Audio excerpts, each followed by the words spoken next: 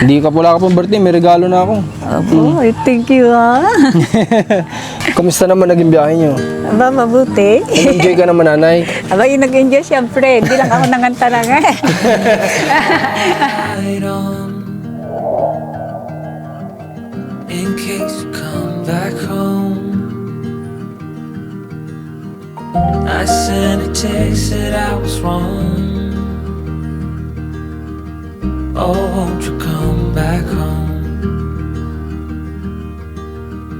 Why won't you come back home?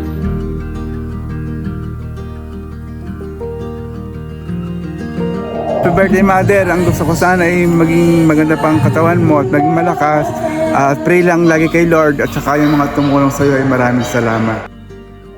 Maraming salamat po sa kanya at sa ngayon sa sabi nga niya nung simula daw po siya ng umidad hindi pa daw siya nakakapaghanda, ngayon ay nabigyan tayo ng kaloob ng Diyos, pagkakataon Oh my God. And every chord I strike right. Alright guys, so ngayon nandito kami ngayon sa San Pablo. Pumunta tayo kay Nanay Minerva kasi birthday niya bukas. Pero ngayon, riregaluhan natin siya ng pandagdag handa niya. May nakita kasi kami ditong mga manok na binibenta. So gusto daw niya maghanda ng mga luto na ulam. Bila natin siya, laki. Tignan nyo guys, gaano kalalaki. Grabe oh. Pero yun nga lang, pinatanong ko kay Rans, medyo may kamahalan na daw ngayon dito yung kilo. Sabi ko, epekto pa rin ito ng pagtaas ng gasolina kasi delivery ito mga to eh. Pero mag-inquire tayo, tara. Opo, magkano kaya ilangan ng nyo ngayon? Ang kilo? Okay. Total lang ilang kilo kada isang gano'n? Ay, 5 po, mahigit po sila. Grabe, laki kasi no? Bakit ang mahal ngayon ang kilo? Dahil sa gasolina pa rin, sabi ko na eh. Kasi deliver lang yun dito sa inyo. At naman dahil sa pagtaas ng gasolina eh, 130. So ilan ba expected ni nanay na bisita? Mga kamag-anak niya lang naman eh. Mga kamag-anak sila lang doon. So ilang pirasong manok kaya? Mga 6, 7, 8, 10. Sige kuya, bigyan mo ako siguro muna ng try natin muna ng mga 5 piraso. Sige nga, try mo. Lalaki guys, oh, grabe. Halos kalahati lang ito nung binili namin dati nung birthday ni ate niya. Nung birthday ni ate niya, kinuha naming piraso nung nilagyan. Ha? Sa 30 yata. Ha? Sa 30 peraso. Ay, hindi. 100 kilo. O basta 100 kilo. Tapos yung piraso niya parang mga nasa 20 mahigit, mga 30 ganun. Kasi hindi naman kalakihan. Pero ito lalaki. 5 peraso po sir. Try niyo muna ng ganun. Isa ako kaya. Ha? Sako. Bigyan niyo na lang kami kayo ng sako. Opo. Tapos butas-butas na lang natin para di mamatay yung manok. Kasi kanina, nakausap ko si Nanay Delia. Sabi niya, namamalengke na daw sila ni Nanay Minerva. So sabi ko, bibili na ako ng manok. Sabi ko, bibili na ako ng manok, huwag kayong bibili. Ako ang maghahanap. Then ito nga, may nadaan na kami dito sa San Pablo. Kaya ito yung regalo naman natin sa kanya, pantagdag natin. Lalaki oh. Grabe. Ito sir, 22.4 lang. 22.4. 22.2. Opo, sige. Bigyan nyo na lang kami ng malalagyan yan. Kasi minsan bumili kami nilagay lang namin basta doon sa sabog kasi nila eh. So yun guys, mamaya update ako sa inyo pagkatapos natin itong mabayaran. Then diretso na tayo kala Nanay Minerva. At sabi ni Nanay Delia, nag-chat, nandoon na daw sila. Pare sir, Okay, update ako mamaya. 2,800 sa power. Pareho lang po sila. Tatalian pa natin sir. Ay po bala, basta nasa sako na lang. Paano lang po, huwag na po sa So yeah. Kaya mo na.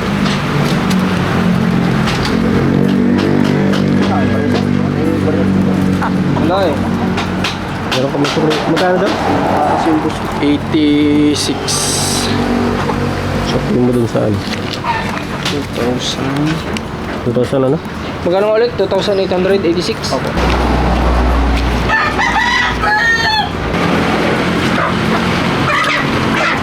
bumper. Alam nyo ba noon, nung hindi pa tumaas yung gasolina, ang bili lang namin nung mga manok na dinala natin kay Ate Ninya noon, halos ang per kilo lang niya nasa 90, 91, ganyan. Kaya mura lang noon. Pero yun nga, dahil nga sa pagtaas ng gasolina ngayon, apektado talaga lahat. Kaya maunawa natin kung bakit ganito yung presyo na ngayon ng manok. Kasi ang iniisip ko, sabi ko kanina, bibili tayo ng yung frozen para kay Nanay Minerva. Wala naman silang ref. So baka bukas palutuin o baka mamayang baka masira lang. Kaya sabi ko, so buti ang bili natin yung ganito na native, tsaka kasi medyo mas masarap kumpara doon sa frozen na.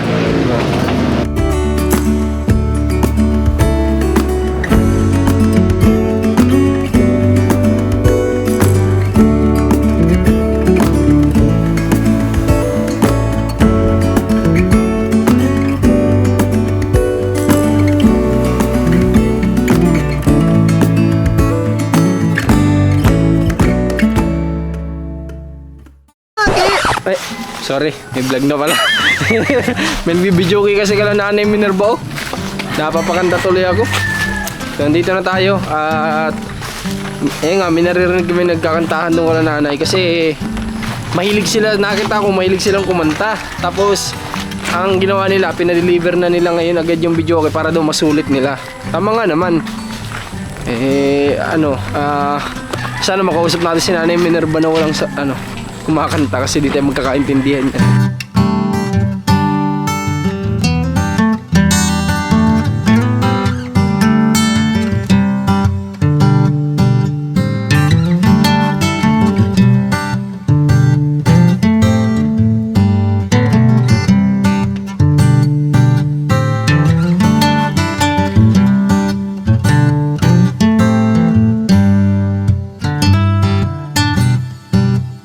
Hindi ka pala ka pang birthday, may regalo na ako. Opo, thank you ha. Hindi, tapos nandun pala Nanay yung mga manok na binili namin nasa sasakyan. Mga ha? Nasa yata yung 25 lang naman na Hindi ko alam kasi kung ilan yung darating na bisita mo. Ilan bang darating na bisita mo? Ba, hindi ko rin alam Hindi ko rin alam. Tapos bukas, sino pipick up nung order natin dun sa Sila. Sinong sila? Yan, si Mel. Kasama si Sila, Kuya Mel na mag-pick up. Anong binili nyo kanina sa palengke? Sabi mo na malingke kayo. Ay, bumili din naman ako ng kaunting papansitin ng isang araw. Ba't nagbili ka pa? Di ba sabi ko sa'yo order? Ay, kaya mo na. Diyan mo na kung gusto mo mamili. Sino kasama mo kaninang namili na? Si Delia. Si Nanay Delia? Oo. Anong oras kayo malis? Ay, nung nagtawag sa'yo nag-chat na kung wag kayong pupunta dito at kami Dahil kayo alis. Oo, ayun. Kaya pumunta muna kami ng Rosario, Batangas kanina. Oo. Kasi nga alam kong may lakad pa kayo. May binili akong kaunting kuwan. Para 2 kilong pansit, 3 kanton yun yata yun. Ano pa bang iba mong handa? May ka ba? Akala ko gusto mo maglagay ng mga isda. May nakuha ba kayo? Oo, may tilapia. 10 kilo yun. Wow! Dami yan, Nay. Ay, inihaw at saka kuwan. Yung gan tawag dito? Ano? Inihaw at saka putsero. Baka Nanay bukas magiinom ka, ha? Ha? Hindi. Oh, wala tayong upuan. Sige, Nanay, okay lang. Si Marco hindi uupo. Ay baka tumaas naman ng taas na taas. Ako hindi baling nakatayo type. Baka may pag-asa pa tumaas. Tumaas. Wala pa kaming upuan Oo nga po. Saan kayo kukuha na ng ganun? Nanghihiram kami sa barangay wala pang kukuha. Anong sabi daw po? Payag daw, sabi ni Jackie. Tsaka mabait niya sila, Kap. Papayag talaga yun. Ipinakukuha nga. Kaso wala pang kukuha. Anong oras po kayo nakarating dito nung nanggaling kayo dun sa... Saglit lang kami. Bumili lang kasi kami. Hindi po, nung nanggaling kayo dun sa birthday ni Marcos, anong oras kayo nakarating? Maga, pagkaalis namin daw, maga. Inabot kayo ng gabi dito? Hindi naman? Hindi naman. Okay. Kamusta naman naging biyahe nyo? Aba, mabuti. Nag-enjoy ka naman, Nanay? Aba, nag-enjoy siyempre. Hindi lang ako nanganta lang Bawi ka na lang dito, Nay, kasi dito birthday mo nga ako naman babawi, to. Kaya nga, barkila kami ng video kay Kaya nga, Nay, sabi ko mahilig kasi kayong pare-paras kumanta. Di ba? Ito. Sige po, Nay. Buti si Kuya Melencio, okay naman ngayon. Kuya, halika, Kuya. Kumusta ka? Kumustahin kita? Okay naman. Ha? Okay naman po. Parang maganda yata yung mood mo ngayon, Abay, nakakanta eh. Oh. Pag, nakapagpaganda ba ng mood mo yung pagkanta? Abay, siyempre, nakakapogi, nakakaganda. Bibili na tayo ng video kit para lagi ka nagkakanta. Dito ka lang. Para hindi ka nag-aalis. Ano kailan pa dumating yan? Kaninang mag-alas 3 yata yun. Saan po galing ang pinagkunan? Inarkila namin sa Saluyan ba gayon? Hello. Ha? Ano ba kayo? Oh, sa Alvarez daw. Alvarez. Okay. Ano, simula ngayon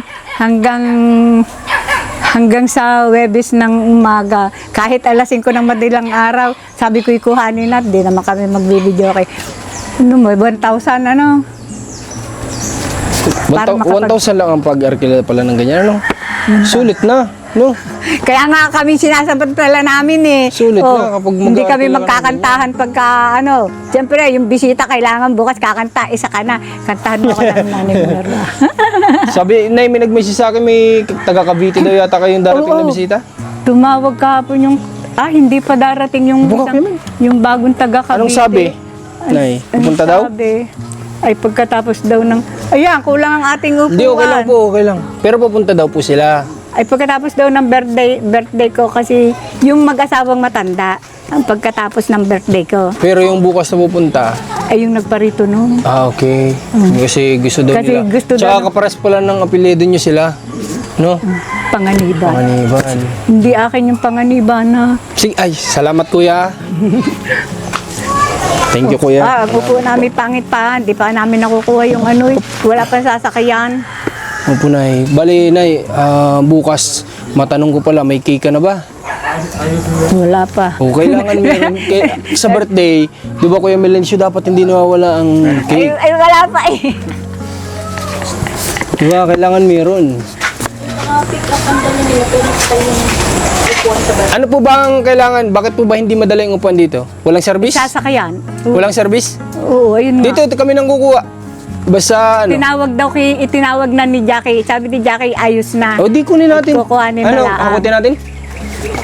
Para ano, baka mamaya, syempre, baka anong oras no, nag-uwian na yung mga tao siguro sa barangay. Ay pa, Yung nagtatrabaho, kaya wala na mag-drive siguro ng service nila. Pinakakaon lang po doon. Kaya pinakukuha doon? O tara, kunin natin. Walang problema. Pero kuya, kunin muna natin yung mga manok doon sa labas. Ha? ano yung buhay? Opo, Nay. Kasi kapag frozen ay, alam kong wala kang rep, baka masira. At saka maganda nga yung buhay. At saka mas maano yun. May Kasi- 25 kilos doon sa sasakyan na manok. O, hindi ko naman alam kasi kung ilang bisita mo na darating. Hindi ko rin nga alam eh. Oh. Di bali at order naman tayo ng iba pang pagkain dun sa ano no? Yung sa in-order natin dati. Hindi ko alam yon. Pwede kang kumuha bukas nun. Alam ni ano yun, siya nagturo sa atin eh, yung apo mo. Ano ba Yung gayon? nagdadrive ng tricycle. Kukuhanin doon at dadalhin dito. Hindi po yun nila dadalhin, kukunin yun dun. Kukunin lang. Kukuhanin doon. Ay, si Joy. Opo yun. Si Joy. Kasi siya yung nagbigay sa atin dati. Hindi kayo paparito bukas? Pupunta po kami na, siyempre. ay. Pero hindi lang namin alam yung oras. Kasi baka may iba pa rin kaming lalakaran boss. Pero pupunta kami na, siyempre birthday mo eh. Ay, Jeffrey. Sige, kunin natin? Kasi ko muna na para may set up na po ninyo dito. Asa, sige. At dala naman namin na i-pick up po ay makukuha namin yan. Sino sasama, Kaloy? Magkakarga. Kailangan namin ng kasama. O tara kuya. Sigasuhin Magkakarga natin. ng ano. Kaya Melencio, sigasuhin ko muna ha. Sige. Kanta ka lang para maging good mood ka. Ha? Sige. Nay, kunin ko lang po yung upuan nyo para hanggat nandito kami. Tara. So guys, kunin natin yung upuan kasi kanina pa pala nila naantay. Wala silang magamit na service para madala dito yung upuan kasi pinahiram na ng barangay. So pinahiram na nga. Huwag nating sayangin yung pagkakataon, di ba? Kunin na natin. Kami sa Bicol, ganito rin ginagawa namin. Every time na may event kami, birthday sa pamilya, pumupunta kami sa barangay para humiram ng mga upuan, ganyan, lamesa. Pero may pagkakataon din naman na napipilitan kami umarkila kasi kung minsan hindi naman lahat cater ng cater. Kagaya sa Bicol, di naman kami nagki-cater doon. Kami lang magkakamag-anak, magtutulong-tulungan. So it's either arkila ka ng upuan, lamesa, kung hindi ka makakahiram sa barangay. Pero sila binigyan ng pagkakataon na makahiram. Eh, dito naman tayo, kunin na natin. Malapit lang naman yun. Tulong tayo para may set up nila. So naisipan ko magpagawa ng tarpaulin ni nanay. Sabi ko bukas umagang umaga ipapaset up natin dito kung ano. Hindi ko naman alam na meron pala silang set up na. So meron naman na pala. Wala na tayong problemahin doon. Ito na lang upuan para sa bisita ni nanay bukas. Halos mga bisita naman ni nanay, kayo lang ano, magkakamag-anak ano. Nabanggit sa akin kasi ni nanay, sabi niya halos sila lang naman doon magkakamag-anak. Pero yung nga, may pupunta din kasing followers ni nanay galing Cavite. Ito kuya, anuin mo muna, buhatin mo muna, pinagsiksikan din sa ano. Sige po. Bali ito, buksan na natin para makasakit siya.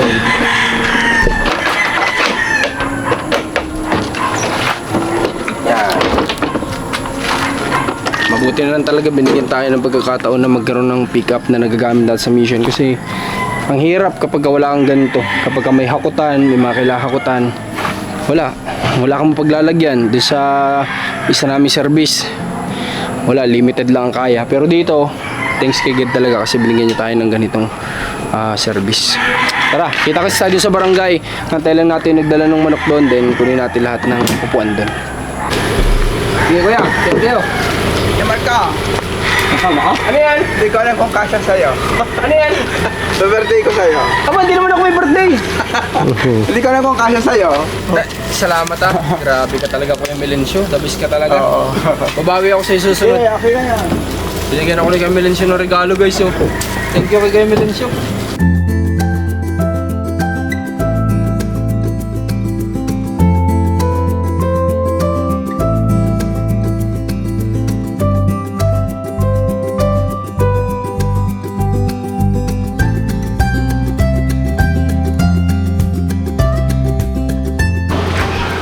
Bali, ilang peraso ito?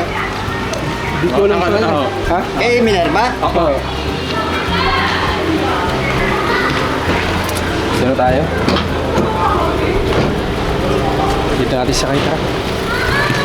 Buti na lang pala dumating tayo kanina, no? Hindi baabuti sila ng bukas, wala silang upuan. Sige po. Kayo po kayang ito pwedeng iwan. Sa kanila po. May ID ka ba kuya? May ID ka dala? Para daw iwanan doon sa Oo, yung kanila. ating mo para sa pagkiliran. Kaya pag ito, ano din yung ID? Oo. Ano lang? Hanapin mo lang si William ha. Bali ilan po.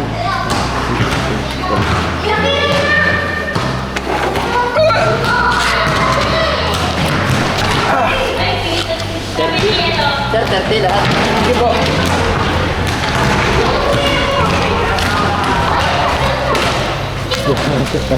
Ito mo na yung gate.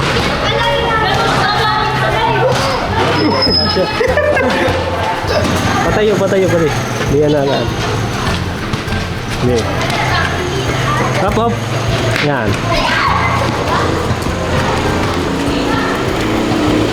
Okay. Bante.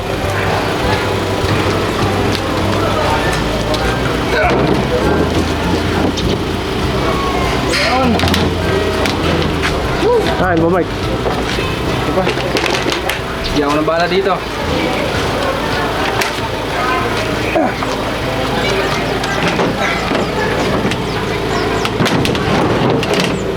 Yun.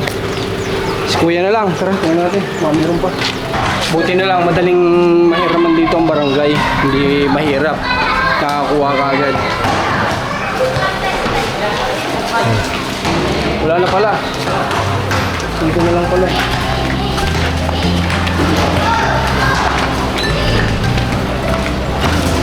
Oh, tira.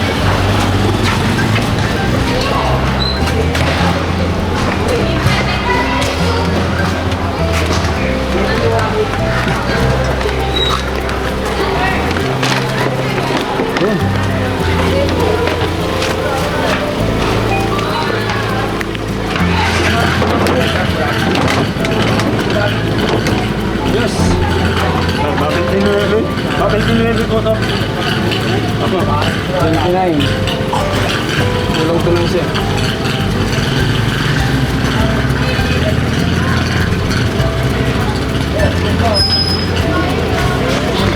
$30? Tama. 50. Ah, Eh, nandito yung makikita isa. ulit ng maayos. 11 kasi. Oo, nandito yung isa. Ah, sige, sige. Salamat, sir. Sige. Sabi nila kay Kap, salamat. Okay, okay. Ingat, sir.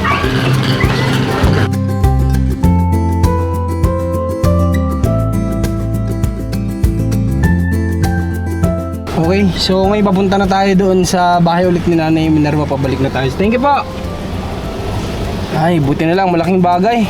30 upuan yung hiniram nila Nanay. So, ibig sabihin talagang ang expected ni Nanay na bisita ay talagang mga ano niya lang, mga anak, pamangkin, apo, mga pinsan o ano man. So, yun lang talaga ang mga expected niya. At sabi ko, sabihan natin si Nanay, baka pwede niyang i-invite sila Kap, di ba? Na pumunta bukas, makapagmerienda, ganyan, makakain ng tanghalian. Kasi yung gusto ni Nanay ay tanghalian tsaka merindahan. O, kaya gusto niya magluto ng mga ulam, kaya tayo nagbili ng manok.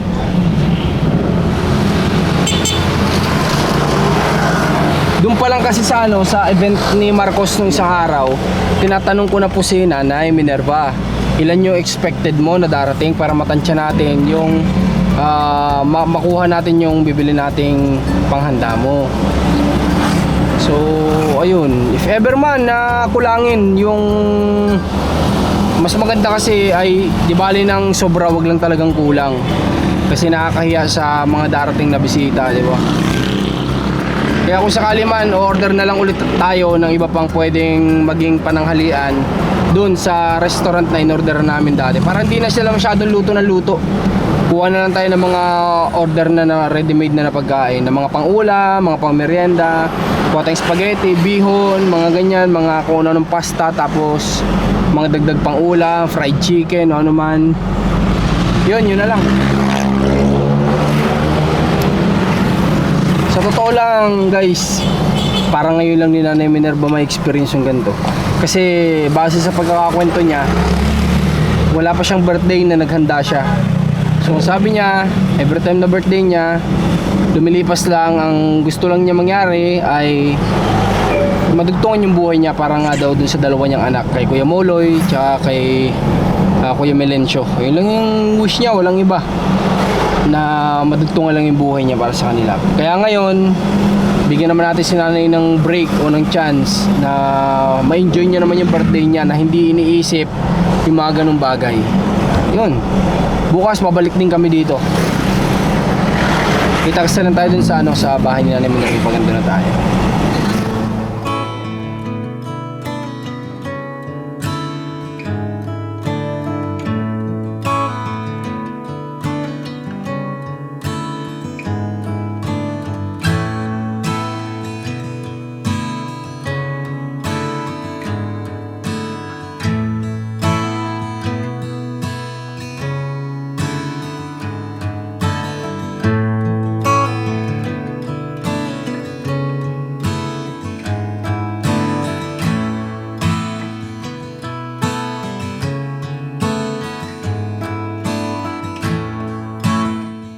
Padilim na guys, alas 6 na ng hapon, dito pa tayo.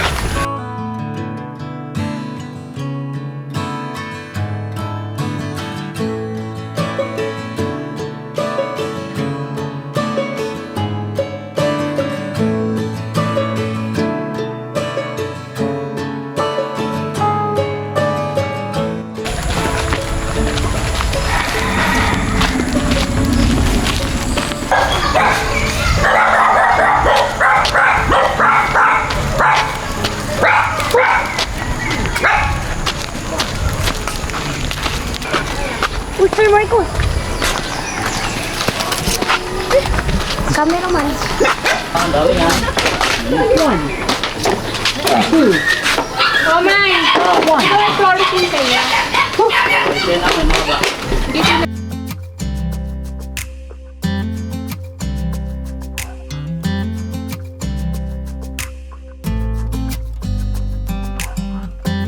You know I want you close. Maybe hold your hand a little I know you're gonna be the girl that I'll end up calling my own. We ride around in style, sleeves rolled up, glasses on, and then you make that smile and my heart starts racing when I'm with you. You, when I'm with you. Hingihan kita ng message para kay nanay. Anong message mo sa kanya? Happy birthday, Mother. Ang gusto ko sana ay maging maganda pang katawan mo at maging malakas. At pray lang lagi kay Lord at saka yung mga tumulong sa iyo ay maraming salamat. Good evening. Kuya Milencio, alam kong alam mo na si Nanay Minerva ay dumaan ng napakaraming kaarawan pero wala siyang nagiging selebrasyon. Ang palagi niya lang inihiling, humaba yung buhay niya para sa inyong dalawa ni Kuya. Opo nga, maraming salamat po sa kanya at sa ngayon sabi nga niya nung simula daw po siya ng umidad, hindi pa daw siya nakakapaghanda. Ngayon ay nabigyan tayo ng kaloob ng Diyos, pagkakataon na mabigyan. Kaya salamat. Kasi ito yung parang unang pagkakataon ng di ba? Oo. Na para sa kanya naman. Oo, para sa kanya. Para Kasi sa wala mga siyang sa'yo. ibang iniisip para sa iyo lagi, tsaka kay Kuya Moloy. Opo. Di ba? Salamat po sa kanya at sa Panginoon. Opo. Tsaka salamat din sa iyo Kuya Milencio kasi nandiyan ka palagi sa tabi ng mama mo. No? Opo. Kahit na may pinagdadaanan kasi man sa sitwasyon mo, pero lagi ka pa rin nandiyan sa tabi niya. Diyan ka pa rin umuwi. Di ba? Opo. Kaya sana wish ko Kuya Milencio din sa iyo, sana maging maayos ka na po. Opo. Kaya... Gumaling ka na ng tuluyan. Opo. Salamat Kuya ha. Sige po. Salamat din sa regalo mo sa akin. Bawi ako susunod sa iyo. Okay lang yan. Kahit wala. Thank you Kuya. God bless sa'yo. So yun, hingi tayo ng konting mensahe kay Kuya Milencio para kay Nanay Minerva. Hindi ko na sila inaabala dun guys kasi mukhang enjoy si nanay sa pagkanta, kaya sabi ko una na ako dito sa labas, hindi ko na sila abalahin muna. Okay guys, nandito na din sila GM. Ano nangyari? Ba't sumunod na agad kayo? Ha? Wala na kayo. Nagkakanta pa naman si nanay. Kasi nga guys, sabi ko labas na muna ako kasi nga ayoko naman alangan naman dahil sa pag-vlog natin, pahihintoy natin yung kasiyahan nila, yung pagkanta-kanta nila.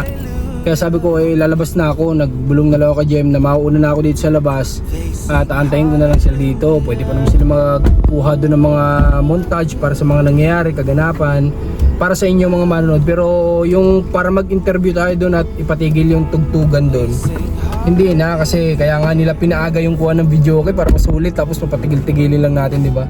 Kaya sabi ko una na lang ako dito sa labas. So yun, sana maging masaya si Nanay Minerva sa magiging kaarawan niya bukas. At sa awa ng Diyos ay pang-ilan na si Nanay Minerva sa mga nasaksihan natin na hindi nararanasan yung mga bagay-bagay na sa ngayon ay na-experience na nila. Like Ate Ninya, hindi naranasang magdibu, na-experience niya, di ba? So may mga may mga nasasaksihan tayong pangyayari sa buhay ng tao na may mga ganito pala talaga na hindi nila nararanasan, di ba?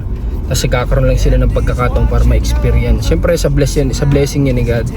Maraming salamat sa pagsama niyo sa team namin ngayon. Kita-kits tayo sa susunod na vlog. At lagi niyo tandaan ay ang buhay ay weather lang. Hindi. Ang buhay natin ay hindi tayo palaging nasa ibaba, hindi rin palagi nasa itaas. Kaya importante sa lahat ay maging humble lang tayo palagi. Yan lang lagi natin tandaan. God bless sa lahat. Ingat po kayo. They sing hallelujah.